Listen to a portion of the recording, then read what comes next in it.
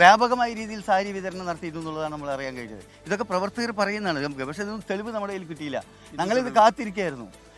ഇത് ഒരിക്കലും എന്തായാലും ഒരിക്കലും അകപ്പെടുന്നുള്ള കാര്യം ഉറപ്പായിരുന്നു. അത് ഇന്ന് ഇങ്ങനത്തെ ഒരു അവസരത്തിൽ അകപ്പെട്ടു. ഈ ശോഭാ സുരേന്ദ്രൻ കഴിഞ്ഞ ദിവസം കണ്ണാടിയിൽ വെച്ച് പറഞ്ഞത് റസാഖ് ഒരു ലീഗുകാരനാണ്, സഖാക്കളെല്ലാം ഞങ്ങൾക്ക് വോട്ട് ചെയ്യണം, BJP വോട്ട് ചെയ്യണം. അതേ മണ്ണിലേക്ക് വന്നിട്ടാണ് ഇപ്പോൾ ഇത്തരത്തിൽ പ്രവൃത്തി ചെയ്തത്.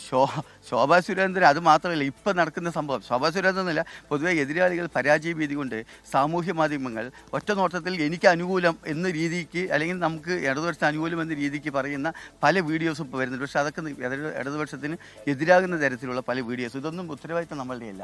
ഈ സാമൂഹ്യ മാധ്യമങ്ങൾ വളരെ വലിയ രീതിയിൽ ഇവർ പ്രചാരണങ്ങൾ നമുക്കെതിരായിട്ട് നടത്തിക്കൊണ്ടിരിക്കുന്നുണ്ട്. നമുക്ക് അനുകൂലം എന്നുള്ള രീതിക്കുള്ള വീഡിയോസാണ് ഇടുന്നത്. അതിനെതിരായിട്ട് അതെ സമുദായത്തിൻ്റെ പേര് പറഞ്ഞു, മതത്തിൻ്റെ പേര് പറഞ്ഞു. ഇടതുപക്ഷത്തിൻ്റെ രാഷ്ട്രീയം അതൊന്നുമല്ല. ഇടതുപക്ഷം അതേതര ജനാധിപത്യവാദികളുടെ കൂടെ നിൽക്കുന്നതാണ്. അപ്പോൾ ഇങ്ങനെയുള്ള സംവിധാനങ്ങളൊക്കെ കൂടെ നടന്നുകൊണ്ടിരിക്കുന്നുണ്ട്. അതിനെതിരായിട്ട് പരാതി കൊടുക്കുന്നുണ്ട്. ജനമനസ്സുകൾ റസാഖിനൊപ്പമാണെന്നുള്ളത്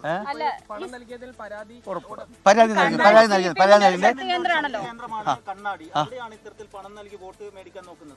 അതെ CPM-ന്റെ ശക്തി ഇവർ മണ്ഡലം മൊത്തം ഇത് ചെയ്തുകൊണ്ടിരിക്കുന്നുണ്ട്. മണ്ഡലം വ്യാപകമായ രീതിയിൽ ചെയ്യുന്നുണ്ട്. ഇവിടെ അവർ നേതൃത്വം നൽകിയിട്ട് ചെയ്തുകൊണ്ടിരിക്കുകയാണ്. ഇത് മാത്രമല്ല, ബാക്കി പല പോളറൈസേഷനും വേണ്ടി ഇവർ ശ്രമിച്ചുകൊണ്ടിരിക്കുന്നുണ്ട്. അപ്പോൾ ഇതൊന്നും നമ്മൾ വിലപ്പോവില്ല. ഇടതുപക്ഷത്തിൻ്റെ